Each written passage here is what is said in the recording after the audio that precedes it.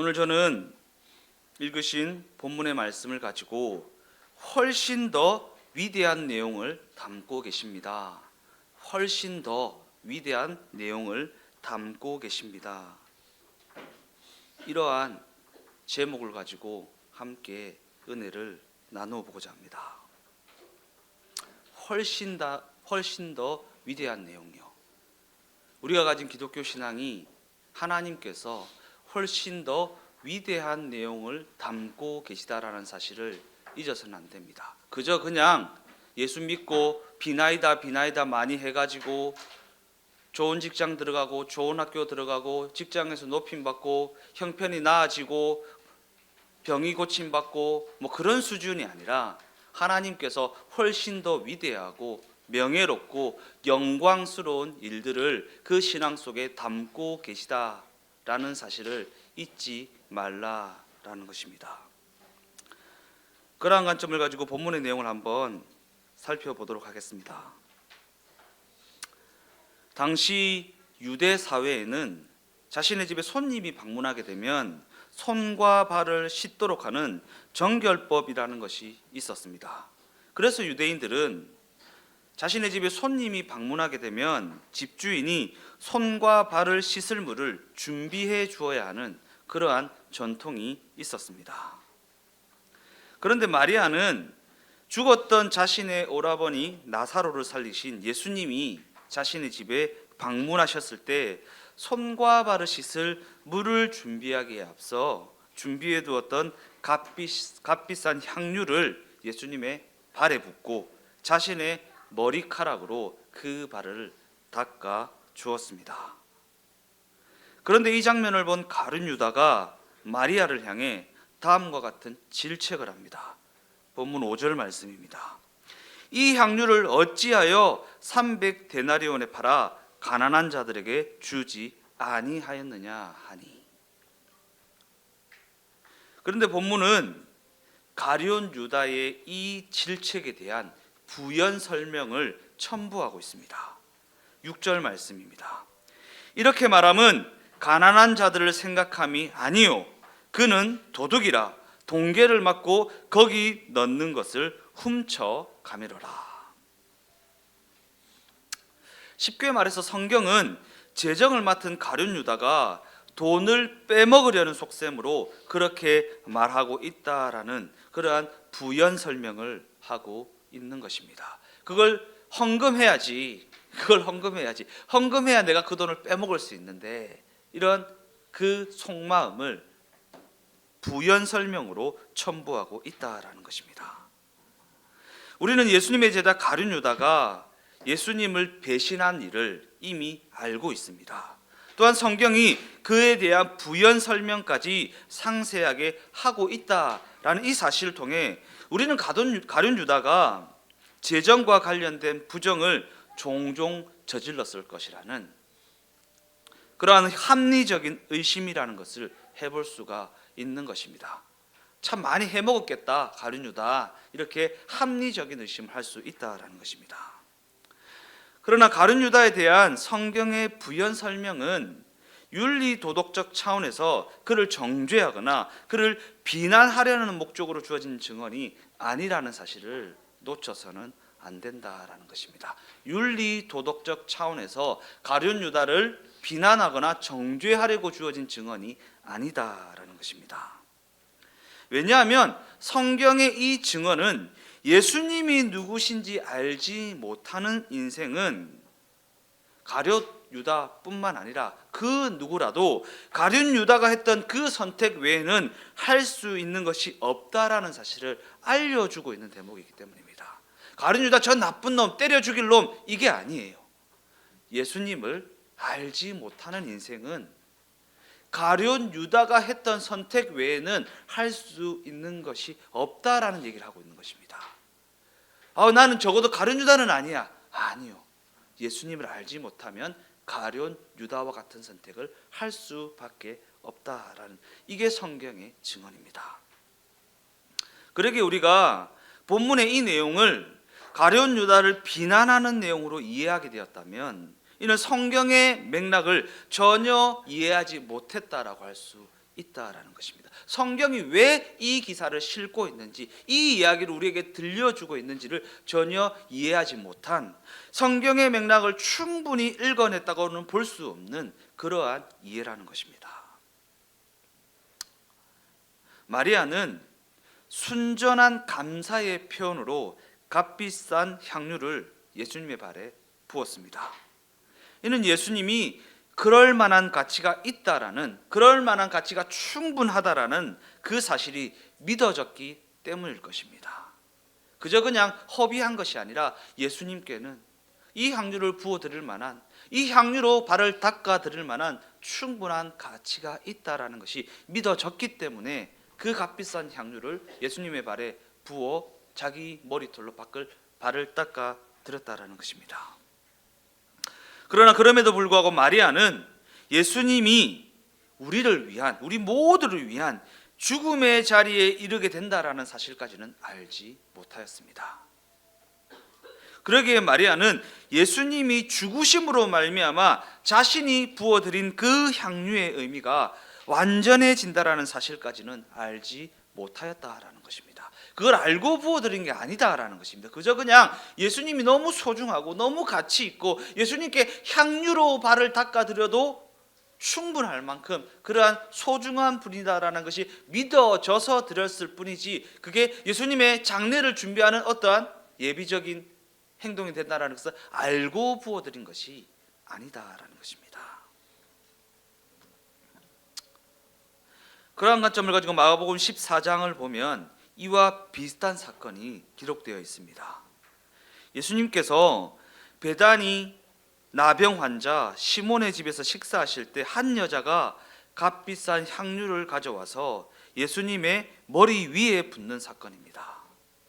이 장면에서도 사람들은 화를 내며 이런저런 말로 그 여인을 책망합니다.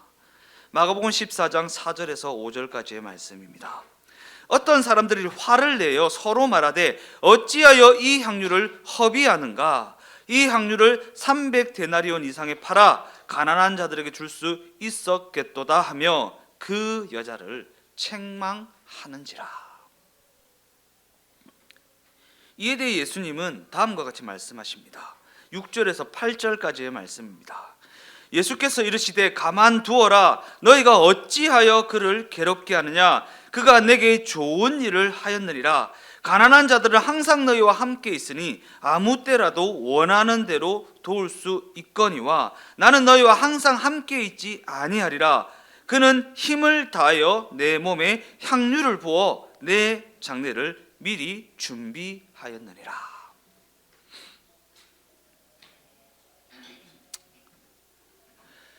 당시 한 데나리온이라는 돈은 노동자의 하루치 임금에 해당하는 돈이었습니다. 그러기에 300데나리온이라는 돈은 대략 1년치 연봉에 해당하는 그러한 돈이라고 할 수 있습니다. 그런 관점에서 보면 여인의 그와 같은 행동을 어처구니 없어 하는 사람은 다만 가룟 유다만은 아니었을 것입니다. 여기 계신 분 중에 자녀가 아니면 남편이, 아내가 1년치 연봉을 교회에 헌금했다고 생각해 보십시오. 어처구니가 없네 라고 하지 않겠습니까? 그러니까 여인의 이 어처구니 없는 행동을 가룟 유다만 그렇게 보았던 것은 아니다. 많은 주변 사람들이 그렇게 생각하고 있었다라는 것입니다. 물론 여인의 행동은 예수님을 향한 감사를 표하는 자신의 최선이었습니다. 그리고 여인의 그러한 최선은 훨씬 더 크고 훨씬 더 위대한 사건을 먼저 예비하는 일이 되어져서 역사에 길이 남는 그러한 내용을 담게 되어졌다라는 것입니다. 그래서 이에 대해서 마가복음 14장 9절은 이렇게 기록하고 있습니다. 내가 진실로 너희에게 이르노니 온 천하에 어디서든지 복음이 전파되는 곳에는 이 여자가 행한 일도 말하여 그를 기억하리라 하시니라. 이처럼 예수님께 향유를 부어 감사를 표현한 그 사건은 하나님이 그 당시 경험할 수 있었던 그 어떤 감격이나 그 어떤 기쁨보다 훨씬 더 위대한 내용과 위대한 감격을 담고 있다라는 사실을 후대에 보여주는 사건이 되었다라는 것입니다. 후대에 보여주는 사건. 반면에 가롯 유다의 그 못난 짓은 그저 한 개인의 못난 짓으로만 그치는 것이 아니라 예수 없이 살아가는 그 인생이 내릴 수밖에 없는 선택이 무엇인지 우리에게 보여주는 사건이 되어졌다라는 것입니다. 예. 사람의 실력이 어떠함이 아닙니다. 누구는 실력이 있어서 여인과 같이 하고 누구는 믿음의 실력이 없어서 가룟 유다 같이 하는 것이 아닙니다. 내 능력이나 내 실력의 문제가 아니라 예수를 아느냐 모르느냐의 문제입니다. 예수를 알게 되었느냐 아직 모르느냐의 문제입니다. 그러기에 우리는 이러한 대조를 통해 성경이 우리에게 주고자 하는 메시지가 무엇인지 깊이 있게 생각을 해보아야 한다라는 것. 성경이 지금 이 이야기를 통해 이 대조를 통해 우리에게 무슨 얘기를 하고 있는 것인가? 오늘 본문 44절에서 47절까지의 말씀입니다. 예수께서 외쳐 이르시되 나를 믿는 자는 나를 믿는 것이 아니요 나를 보내신 이를 믿는 것이며 나를 보는 자는 나를 보내신 이를 보는 것이니라. 나는 빛으로 세상에 왔나니 무릇 나를 믿는 자로 어두움에 거하지 않게 하려 함이로다. 사람이 내 말을 듣고 지키지 아니할지라도 내가 그를 심판하지 아니하노라. 내가 온 것은 세상을 심판하려 함이 아니요 세상을 구원하려 함이로다. 여기서 예수님은 우리가 예수님의 말을 듣고 그 말을 지키지 아니할지라도 내가 그를 심판하지 아니하노라 라는 말씀을 하고 계십니다. 이는 예수님의 관심이 우리를 심판하는 것에 있지 않다라는 사실을 보여주는 대목입니다. 우리를 심판하는 것에 있지 않다. 그런 관점에서 우리가 이 구절을 통해 확인하게 되는 것은 누군가를 정죄하는 일을 통해 자신의 떳떳함을, 자신의 신앙을 확인하려 해서는 안 된다라는 사실입니다. 누군가를 정죄함으로 말미암아 내 떳떳함이나 내 신앙을 확인하려 해서는 안 된다. 더 나아가 우리가 예수가 믿어지는 자리에 이르게 되면 우리는 전에는 누리지 못했던 소중한 기회를 얻는 자리에 서게 된다는 사실을 잊어서는 안 됩니다. 예수가 믿어진 자리에 서게 되면 전에는 누리지 못했고 전에는 행하지 못했던 소중한 기회의 자리에 이르게 된다라는 사실 말입니다. 그런데 우리는 아직 믿어지지 않은 자들을 향해 비난하기에 바빠서 주어진 그 기회의 자리에서 마땅히 감당해야 할 일들에는 전혀 관심을 두지 못한다라는 것입니다. 나는 똑바로 하고 있고 야 너 좀 똑바로 살아, 똑바로 믿어, 그렇게 믿으면 지옥 간다 라고 비난하고 정죄하기에 바빠서 그 자리에 이르게 하신 기회를 주신 하나님의 의도하심은 전혀 분별하지 못하고 그 자리에서 감당해야 할 일들에는 전혀 관심을 가지지 못한다라는 것입니다. 다 너를 위해서 하는 얘기야, 대의를 위해서 하는 얘기야, 너를 사랑해서 하는 얘기야 라는 명분을 가지고 정죄하고 비난하고 핍박하고 싸우는 것입니다. 그 자리에 이르게 하신 하나님의 의도하심에는 전혀 관심을 가지지 못한다라는 것입니다. 무엇 때문에 거기 서게 하셨는지, 무엇 때문에 거기 이르게 하셨는지, 어떠한 의도하심을 가지고 나로 하여금 그 시간을 지나게 하시는지를 분별할 수 있어야 한다라는 것입니다. 어쩌면 이러한 모습은 오늘 본문이 그리고 있는 가룟 유다가 생색을 내고 있는 모습과 전혀 다를 바가 없는 그러한 모습 아니겠습니까? 대의가 있습니다. 명분이 있습니다. 그 귀한 거를 300데나리온에 팔아가지고 가난한 사람들 도우면 되지 않냐라고. 가룟 유다는 예수님이 믿어진 자리에 이르게 된 것이 아니라 그저 예수님의 제자라는 그 자리를 이용해서 자기의 어떠함을 확인하고 자신의 어떠함을 증명하며 예수님을 자신의 생존을 위한 수단으로 삼고 있을 뿐이라는 것입니다. 이러한 그의 모습을 잘한 일이다 못한 일이다 라는 말로 평가하는 것은 일단 나중일로 밀어놓고 우리는 가룟 유다가 그럴 수밖에 없었다라는 사실에 집중해 보아야 됩니다. 가룟 유다가 그럴 수밖에 없었다. 왜? 예수가 믿어지는 자리에 이르지 못하였기 때문에. 그 인생이 예수를 알지 못하면 누구나 그렇게 살 수밖에 없었다라는 그 사실에 집중해 보아야 합니다. 그런 관점에서 우리가 이와 같은 사실에서 자유할 수 없는 것은 우리 또한 이와 같은 사실을 신앙 현실에서 적나라하게 확인하며 살아가고 있기 때문입니다.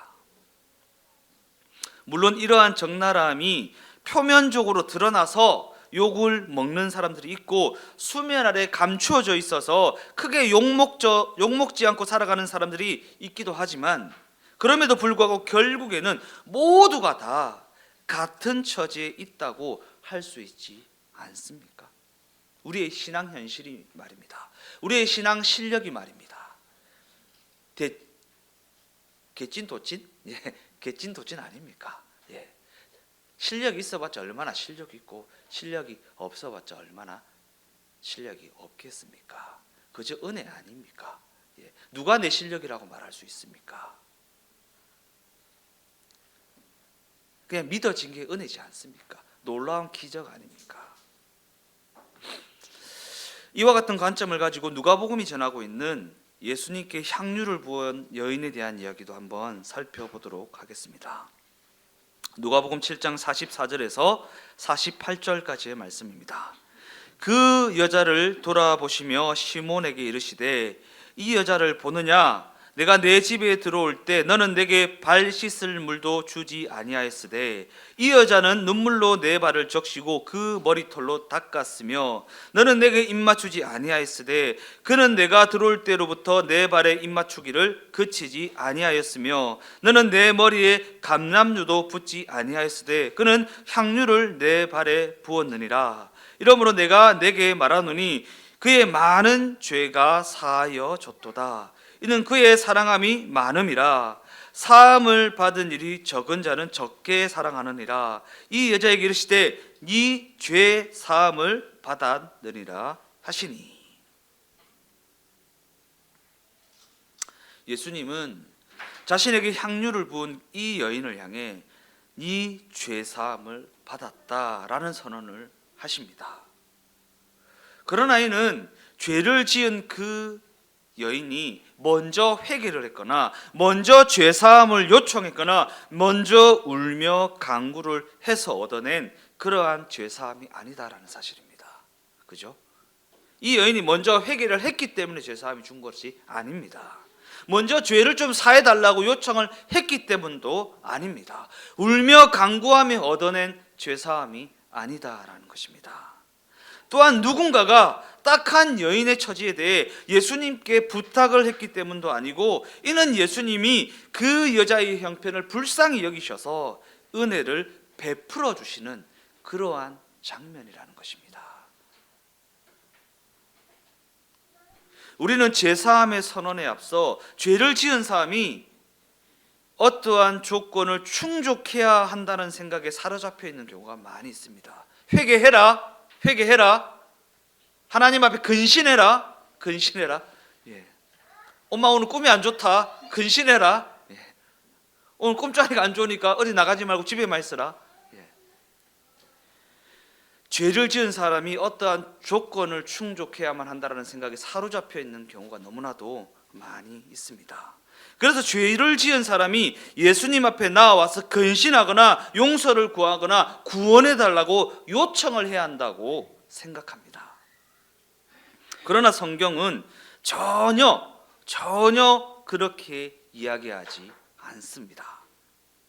왜냐하면 예수님은 그 여인이 죄를 지었음에도 불구하고, 죄인임에도 불구하고 그 여인이요, 당신께서 만드신 자녀이기 때문에 은혜를 베풀어 주신 것입니다. 그 여인의 행위적 어떠함 때문이 아니라 당신께서 만드신 자녀이기 때문입니다. 그 여인이 당신께 소유된 백성이라는 존재이기 때문에 용서를, 구원을 선언해 주셨던 것입니다. 그래서 예수님은 아무런 조건 없이 그저 은혜로 그 여인을 용서하시고 죄사함을 선언해 주셨던 것입니다. 이는 마치 여인에게 일어난 그 모든 일과 그 모든 처지에 대해 하나님께서는 그 여인의 부모로서 그 여인을 당신의 자녀로서 대하는 장면이라는 것입니다. 왜 그렇습니까? 자녀에게 부모라는 존재는 그 어떤 제한이나 그 어떤 조건이라도 할지라도 넘어서야만 하는 그러한 위치에 있는 존재이기 때문입니다. 이해되시죠? 무슨 말인지. 다시 한번 읽어드릴게요. 자녀에게 부모라는 존재는 그 어떤 제한이나 그 어떤 조건이라 할지라도 넘어서야만 하는 그러한 위치에 있는 존재가 바로 부모라는 존재라는 것입니다. 하나님 아버지요, 하나님 아버지. 자녀를 위해서라면 그 어떤 조건이라도 그 어떤 제한이라도 넘어서야만 하셨다라는 것입니다. 하나님 아버지께서요, 내 죄라는 조건, 내 자격 없음이라는 조건, 내 부족함이라는 그 조건을 하나님 아버지께서 넘어서야만 하셨다라는 것입니다. 그러한 위치에 계신 분이 우리와 동행하시는 예수님이다라는 것입니다. 넘어서야만 하셨다. 결론적으로 그러한 위치에 계신 예수님께서는 당신이 죽음에 이르게 되는 사망이라는 재앙과 그 조건에까지도 우리를 건져내시기 위해 찾아오셔야만 하셨다라는 것입니다. 더 나아가 하나님 아버지께서는 그것이 당신의 기쁨이다라는 이야기를 하고 계시다라는 것입니다. 하고 계시다라는 것입니다. 그것이 당신의 기쁨이다. 당신의 기쁨이다. 오늘 저희 장인자모님이 오셨는데 부산에 내려오시면 저희가 저희 그 처제된 식구도 그렇고, 어머니 그냥 사 드시자고, 뭐 고생스럽게 음식을 그렇게 하시냐고, 우리가 돈이 없는 것도 아니고 맛있는 거 사 드시자고 그랬는데, 내가 할 수 있을 때 해주고 싶다. 내가 할 수 있을 때, 나중에 나이 아파서 못 해줄 때가 분명히 이르는데 지금은 할 수 있으니까 내가 직접 해서 해먹이고 싶다라는 얘기를 항상 하세요. 이게 부모의 마음이고 이게 하나님 아버지 마음이라는 것입니다. 당신의 기쁨이다. 그래서 우리는 이러한 하나님의 하나님 되심을 하나님의 비장한 사랑이라고 생각하지만 성경은 우리에게 그렇지 않다라고 말합니다. 성경은 이러한 하나님의 하나님 되어 주심을 비장함이라 말하는 것이 아니라 하나님의 기쁨이라고 말하고, 사랑을 하면 상대방의 어떠한 모습까지도 좋은 것, 그것이 사랑이라고 그렇게 정의하고 있기 때문입니다. 하나님 아버지께서 우리를 그렇게 찾아오셨고 그렇게 대접해 주고 계시다라는 것입니다. 그렇게 찾아오셨다. 그러한 제한을, 그러한 조건을 모두 다 뛰어넘어서 그렇게 찾아오셨고 그렇게 우리를 대접해 주고 계시다라는 것입니다. 로마서 8장 31절에서 32절까지의 말씀을 다 같이 한번 읽어보겠습니다. 그런즉 이 일에 대하여 우리가 무슨 말을 하리요? 만일 하나님이 우리를 위하시면 누가 우리를 대적하리요? 자기 아들을 아끼지 아니하시고 우리 모든 사람을 위하여 내주시니가 어찌 그 아들과 함께 모든 것을 우리에게 주시지 아니하겠느냐. 이것이 바로 성경이 우리에게 하고자 하는 이야기라는 것입니다. 성경이 우리에게 하고자 하는 이야기. 나는 너희를 심판하러 온 것이 아니라 너희 편을 들러 왔다. 너희 편을 들러 왔다. 나는 내 자녀들에게 그 어떤 조건도 내걸지 않는다. 그러기에 너희에게는 그 어떤 자격이나 조건이 필요치 않다. 내가 너희를 위해 죽었고 그로 인해 너희 죄가 사함을 받았다. 이는 내가 너희 편에 서서 너희를 위해서라면 무엇이든지 할 수 있는 네 부모이기 때문이다. 지금 그 얘기를 우리에게 하고 있다라는 것입니다.